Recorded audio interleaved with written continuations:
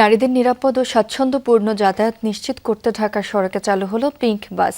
এ ব্যাপারে আরো বিস্তারিত জানবো আমাদের সহকর্মী লামিয়া তিথির মাধ্যমে। যাচ্ছি তার কাছে।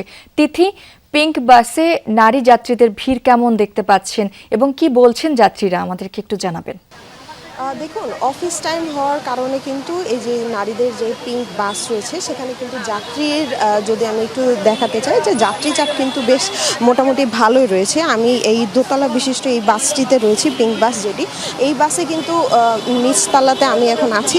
নিচতলা এবং দোতলা দুটোই কিন্তু আপনারা যদি একটু দেখেন, যদি একটু দেখাতে চাই যে দুটোই কিন্তু আসলে সিট ফিল আপ হয়েও কিন্তু মানুষজন দাঁড়িয়ে যাচ্ছেন। তারা কিন্তু আসলে কিছুক্ষণ আগে আমরা যাত্রীদের সাথে কথা বলছিলাম যে আসলে কি অবস্থা, তাদের আসলে কতটা স্বাচ্ছন্দ্য বোধ করছেন তারা আলাদা এরকম একটি বাস পেয়ে।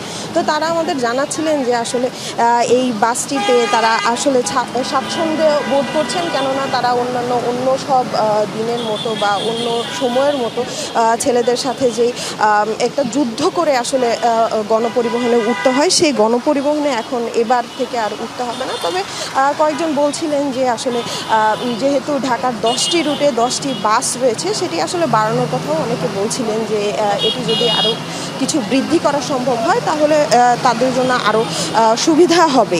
এছাড়াও যদি আমি বলি যে ঢাকার যে 10টি রুটে 10টি বাস রয়েছে, সেই 10টি বাসের একটি যেটি মোহাম্মদপুর টু কমলাপুর, এই বাসটিতে কিন্তু আমরা বর্তমানে রয়েছি।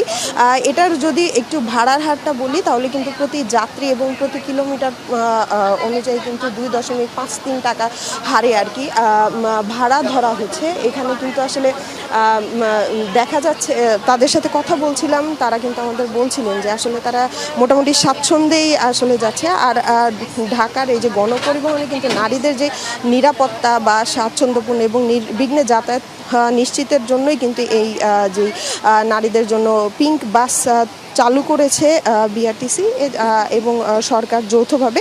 একই সাথে যদি একটু বলি যে এখানে কিন্তু সিসি ক্যামেরাও রয়েছে কয়েকটি বাসে, তো তারা কিন্তু আসলে তার মাধ্যমেও আসলে তত্ত্বাবধান করছেন। আমরা যখন আসলে এই বাসটিতে উঠেছিলাম তখন কিন্তু তারা ডিটেক্টের মাধ্যমে দেখছিলাম যে তাদের বিভিন্ন সিসি ক্যামেরার মাধ্যমে কিন্তু তারা আসলে এটি পর্যবেক্ষণ করছেন এবং নারীদের শতভাগ নিরাপত্তা নিশ্চিতের কারণেই কিন্তু এই সিসি ক্যামেরা যেটি রয়েছে সেটি কিন্তু লাগানো হয়েছে।